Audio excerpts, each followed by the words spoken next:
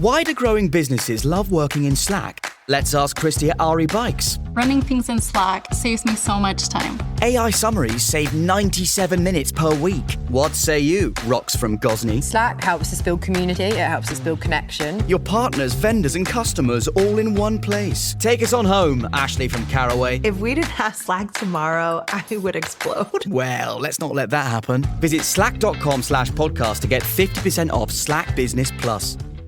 Remember when James Cameron nearly directed a Spider-Man movie? What about when we almost got Batman Year One with Joaquin Phoenix? Or David Goyer's Flash movie that would have starred Ryan Reynolds? Well, if you want to learn about all the unmade superhero movies, then check out Superhero Stuff You Should Know. Hosted by Ben Wan and Alex Ramsey, every month we cover nostalgic superhero movies with deep dives into unmade scripts, early drafts, deleted scenes, alternate cuts, concept art, novelizations, and tie-in novels. We also interview the people involved in making the superhero films of our childhood, with our past guests including superhero actors, directors, screenwriters, and concept artists. So remember, that's Superhero Stuff You Should Know, or Superhero SYSK on social media. Check us out on YouTube and wherever you get your podcasts.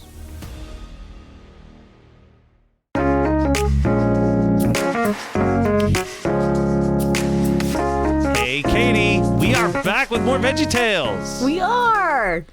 And we have a returning guest who's already talked to us once about VeggieTales. So happy she could make it. And might also be the Napping Through Happy Hour episode as well. We can make it work. Yeah. We never know. We never know. It could be anything.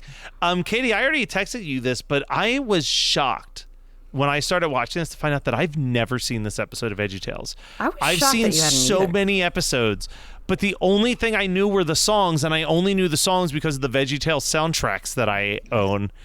That makes sense. So this was actually the second episode of the entire VeggieTales series. They had only just recently released their first episode, Where's God When I'm Scared? And that was in 1993. And then I guess they crashed out Christmas night of 93 and then got back to work in the new year. So this was their very second one. And there's a lot of fun behind the scenes stuff with this one. But I'm glad that you did the research, because I was texting you saying that to us at certain points, if you had told me that this was the first episode that they made and then held off until they had finished what was the first episode, I would have believed it. I don't think it was bad by any stretch of the imagination, but I do think that it was it felt slightly less ambitious than the first episode. And I think this is a clear case of burnout when you've done something really great and they already sent the initial Where's God When I'm Scared out and they were already getting fan mail.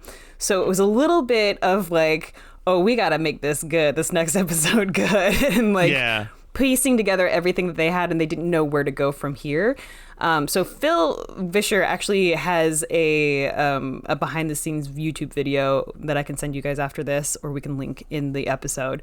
But he talks about how he met Mike in Bible college and already wrote the Forgive-O-Matic sketch, because it was just we had a silly song with Larry last time with Everybody Loves a Water Buffalo.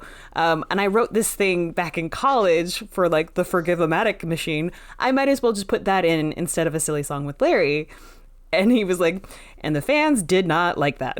Yeah, I was going to say, I feel like this is the only time that middle segment isn't a silly song with Larry. Yeah. And it's fine. It's got some good bits. I love that he's have you ever had to staple a vase back together after you broke it? Which is so the visual of stapling a vase together is so funny.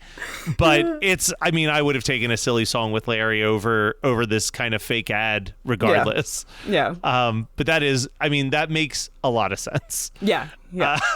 Yeah. So I would say a lot of this is kind of, even the animation is not as good as the original. That's again why I thought that this was the original episode that they made, because it did feel like it was slightly underwhelming animation wise.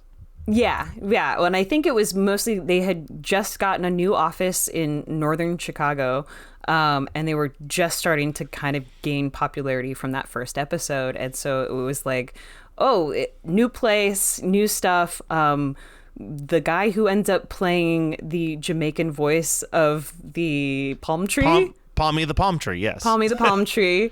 Was also the voice of Sugar Smacks and Folgers. Whoa! Fun fact for you all. I guess a lot of voiceover actors were like sending in their reels and their tapes and stuff to do more VeggieTales stuff, and they wanted to be a part of it. And so local professional Chicago actors would like send in tapes, and they said that when they recorded this episode with this guy with Palmy, they were like, "Oh, that's what it's like working with a professional because he did it in one take."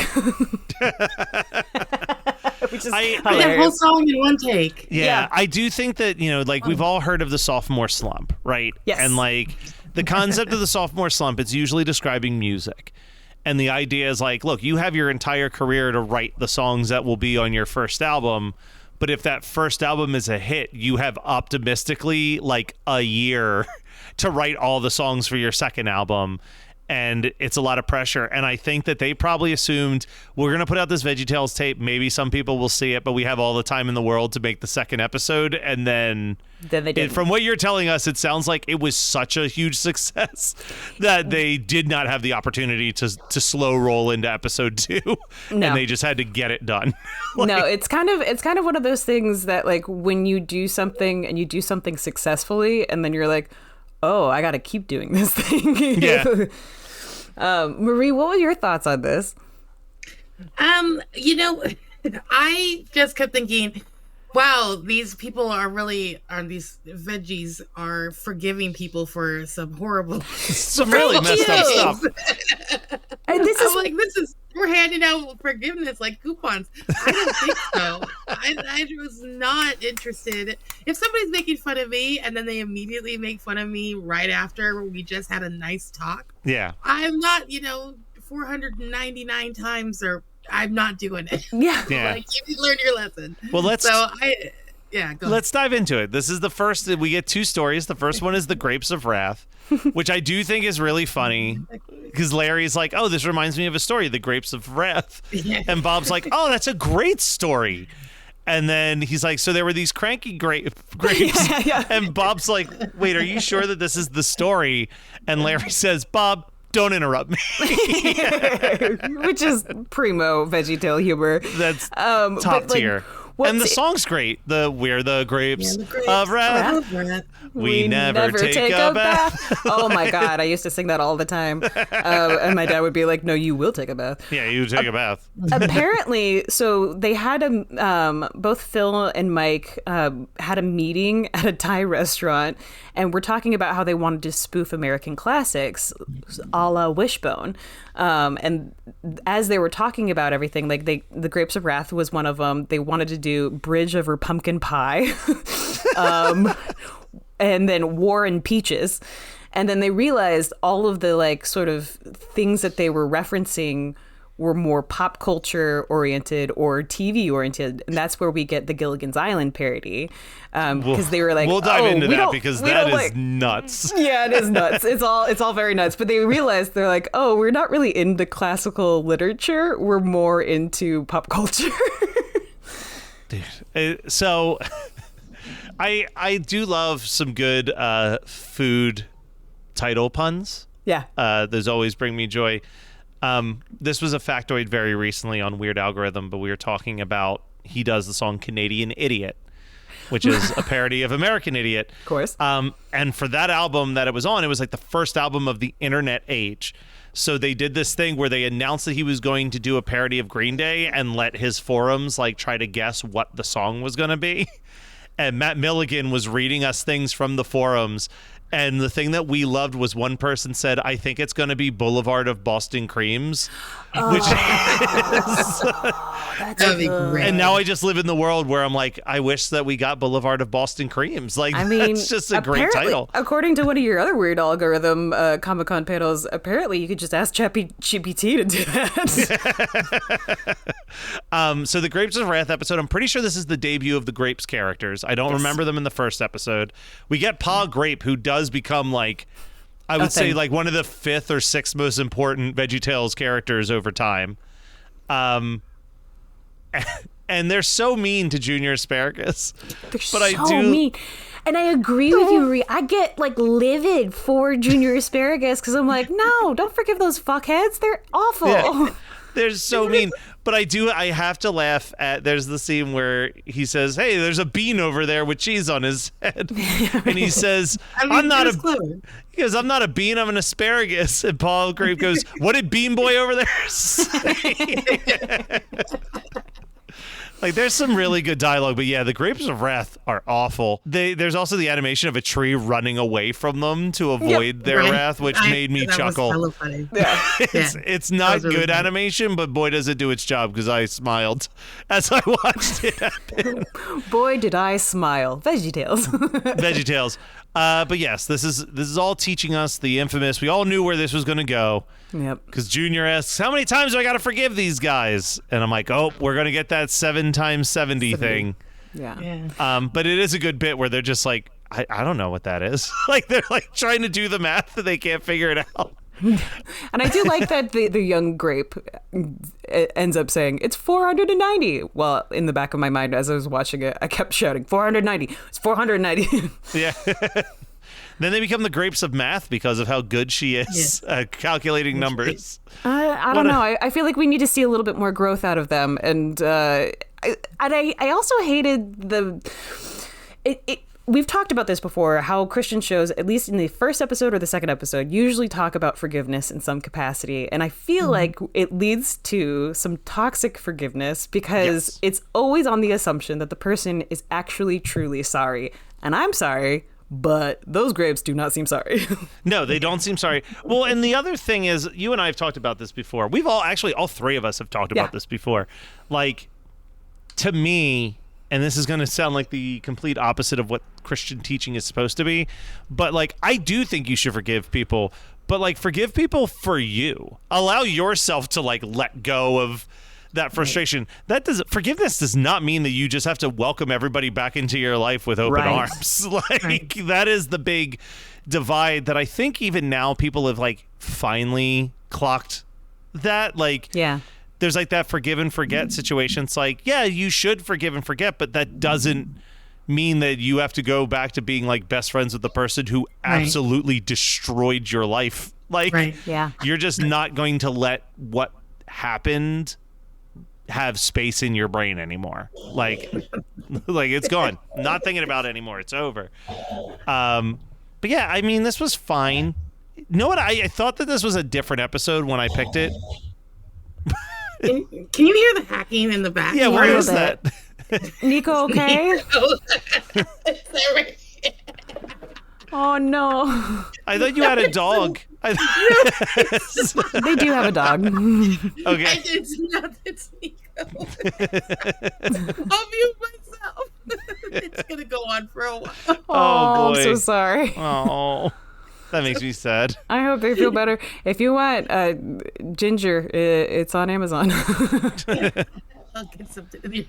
I'll mute myself. But I am your host, Stassi Schroeder. Welcome to Tell Me Lies, the official podcast. What's the most unhinged thing of season 3? Steven, because he's so evil. I do think he is misunderstood. You see everyone face consequences. It's intoxicating. The writers just know how to trick you. There's always a twist in this show. It's nothing you would expect. Tell Me Lies, the official podcast, January 6th, and stream the new season of Tell Me Lies, January 13th on Hulu and Hulu on Disney+. Remember when James Cameron nearly directed a Spider-Man movie?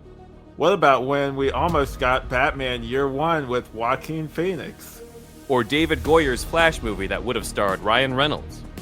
Well, if you want to learn about all the unmade superhero movies, then check out Superhero Stuff You Should Know.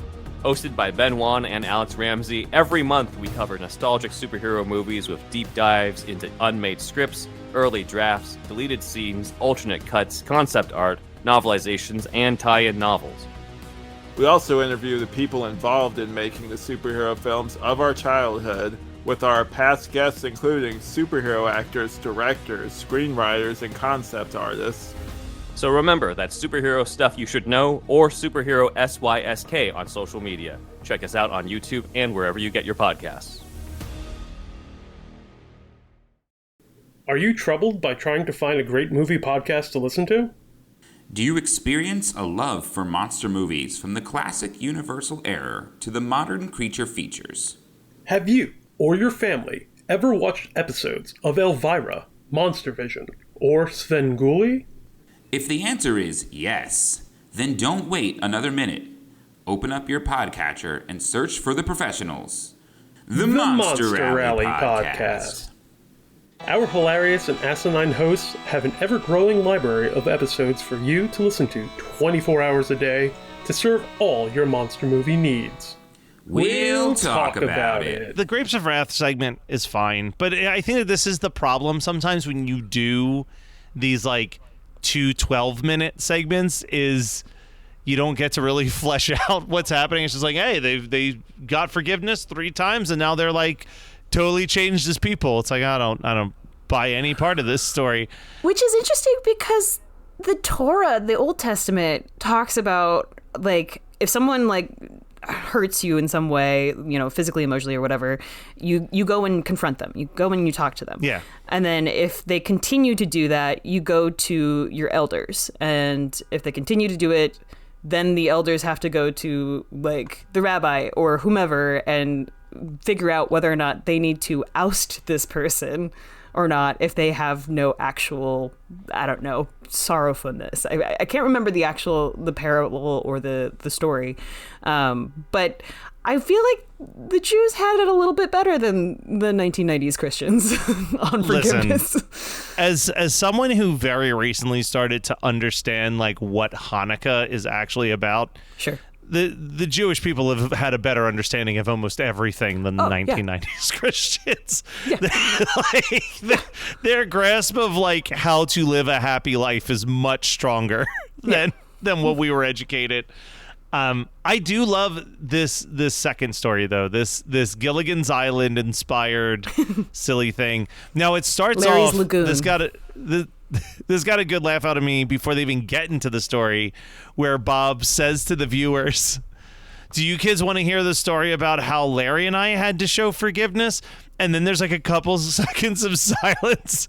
And Bob looks at Larry and goes, what did they say? And he's like, I don't know. I think they said yes. And then they start the story. Like, it's such a good, like, fourth wall break. Like, I was like, I enjoy this.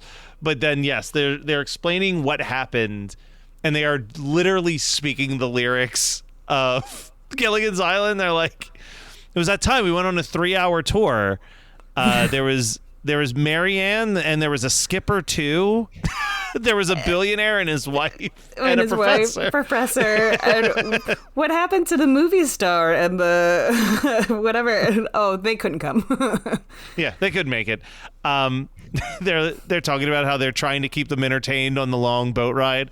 This is where we get a song that I've always loved, which is Some Veggies Went to CCC to see what they could CCC. But all that they could CCC was the bottom of the deep blue CCC. And then they're like, that was very nice. Can we please leave the dock now? Like they've just been sitting at the dock doing show tunes or whatever. It's such a good implication. But of course, it's a Gilligan's Island bit. They crash on an island. They get into arguments. Larry concludes that everybody hates him, and I got such a chuckle out of when they find him on this like ref that he made out of bamboo, and he's just blowing into the sail to make it move. Yep. It's such like a pathetic thing. They can't hear him fully, so he has to go back, and he's just like. These are the things where VeggieTales is, I think, comedically a step above so many other Christian kids things, because that's just a funny bit. That's a funny bit whether you put it on VeggieTales or Saturday Night Live, is someone propelling a sail back and forth by blowing. Well, and it is interesting too, because I think the key that made VeggieTales so great, at least for our generation, is because we were so inundated with pop culture and TV that we knew a lot of these references either in the background or just because they were referenced in our children's shows. And what made it better than doing odd references to classic literature, which we weren't necessarily into at that point. But that's why their humor, I feel like, holds a little bit faster, holds a little bit longer, because it's applicable. It makes sense. Apparently, when they were doing the bit of Larry getting them lost and his daydream, they like the sequence of him having like a daydream to, get them crashed on the island. Apparently, Mike wanted it to be that Larry's nose detached from his body and started floating around his head and not him running into icebergs over and over. And he's like, yeah, I don't know what I was thinking for that, but I'm glad we didn't do that. I was like, were you smoking? Did you have a little nice reefer for that idea? It's insane. I think it's insane that they would forgive him for running their boat into a abandoned island. I mean, it's a good thing the professor knows how to make a coconut helicopter. Yeah.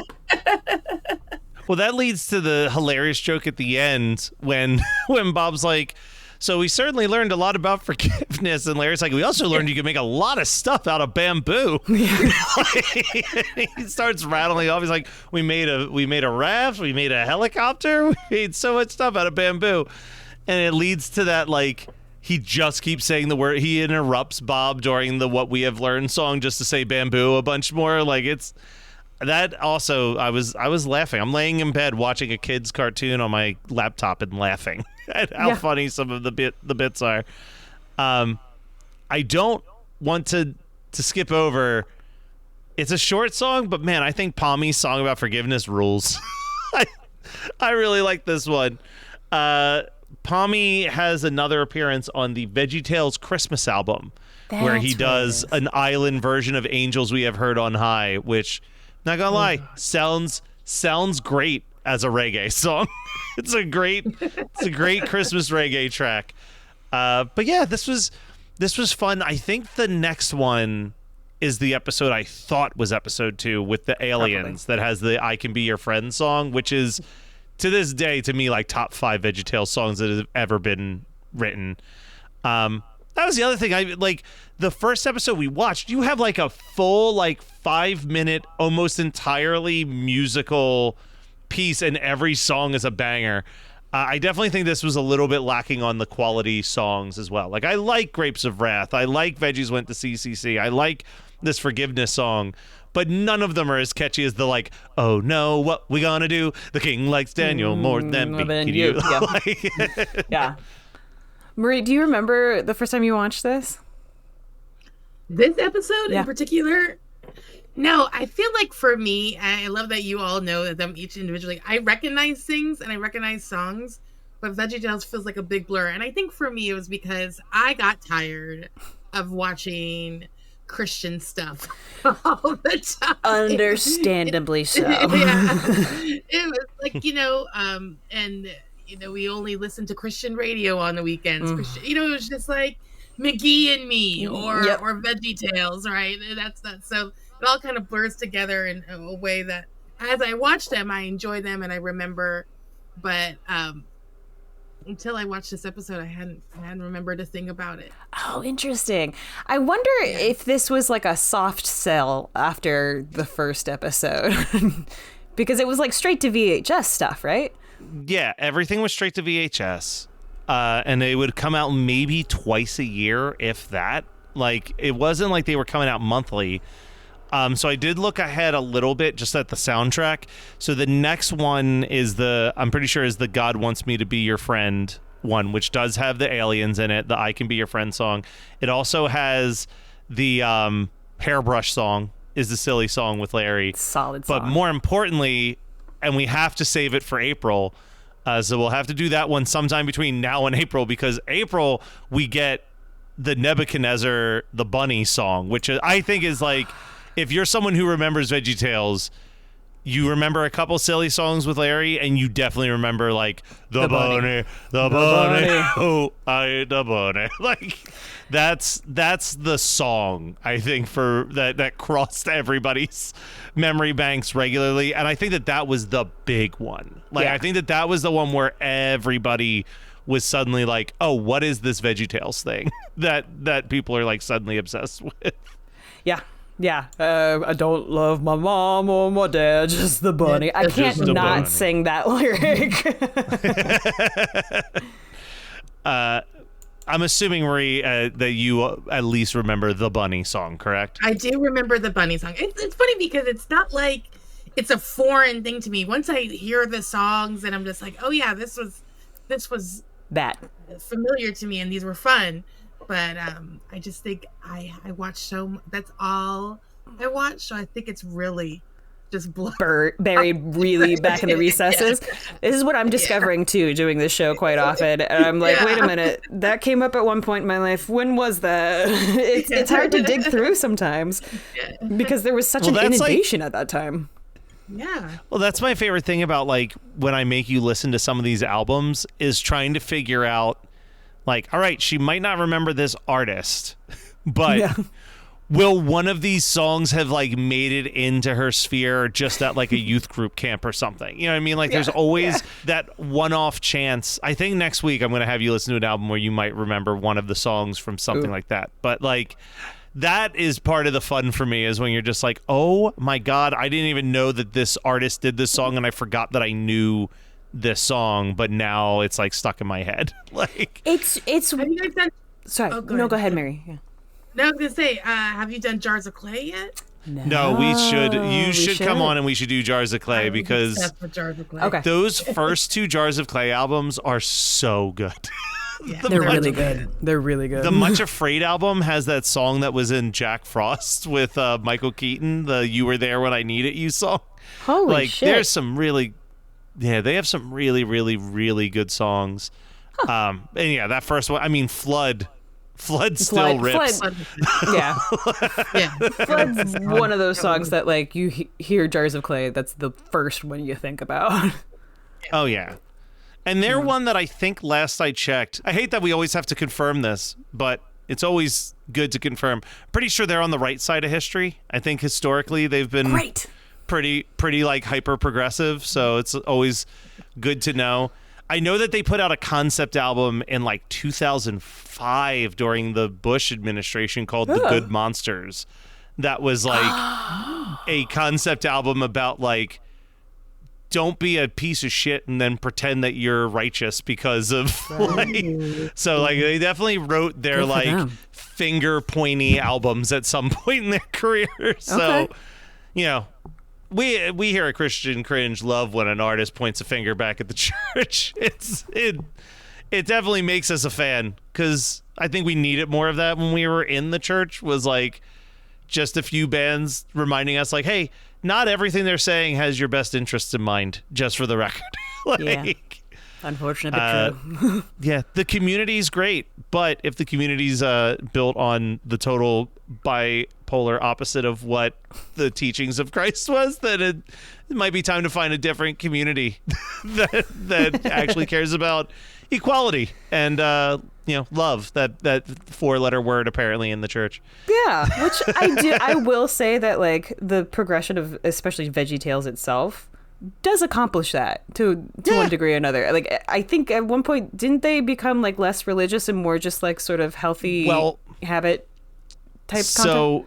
So yes and no. So the little bit that I know is basically Big Idea, which was Phil Vesser's company, was having financial troubles, and he followed someone's advice and sold the VeggieTales rights to somebody, but didn't pay attention to the contract, and he actually lost full creative control of everything VeggieTales. So now he doesn't make any money at all off of VeggieTales. Like it was like enough to keep him out of bankruptcy, but like, so now someone else runs VeggieTales.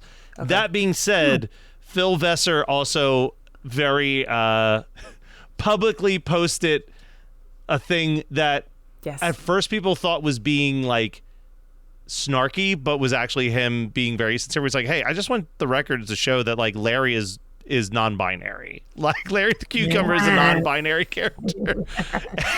And like I think at first like people were like, oh yeah, get him, Phil, see, it's all stupid. And he's like, no, I'm being serious. Like non-binary people exist, and like, and so does Larry. And so does Larry. Like it was like one of those things where it's like, hell yeah, Phil. Like I love that.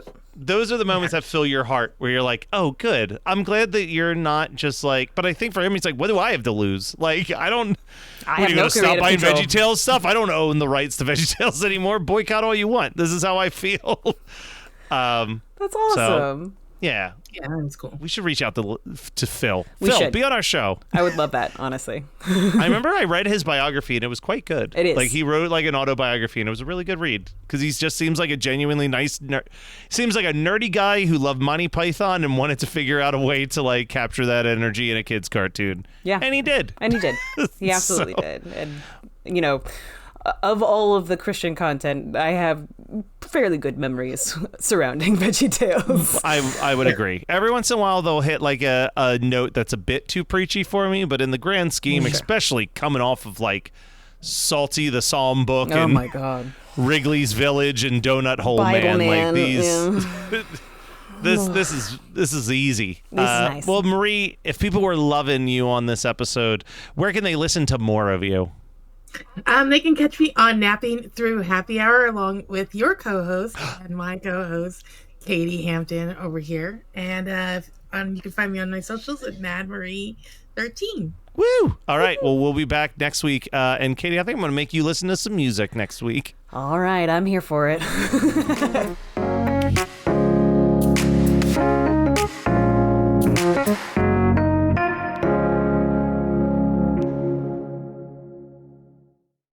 Remember when James Cameron nearly directed a Spider-Man movie? What about when we almost got Batman Year One with Joaquin Phoenix? Or David Goyer's Flash movie that would have starred Ryan Reynolds? Well, if you want to learn about all the unmade superhero movies, then check out Superhero Stuff You Should Know. Hosted by Ben Wan and Alex Ramsey, every month we cover nostalgic superhero movies with deep dives into unmade scripts, early drafts, deleted scenes, alternate cuts, concept art, novelizations, and tie-in novels. We also interview the people involved in making the superhero films of our childhood, with our past guests including superhero actors, directors, screenwriters, and concept artists. So remember, that's Superhero Stuff You Should Know, or Superhero SYSK on social media. Check us out on YouTube and wherever you get your podcasts.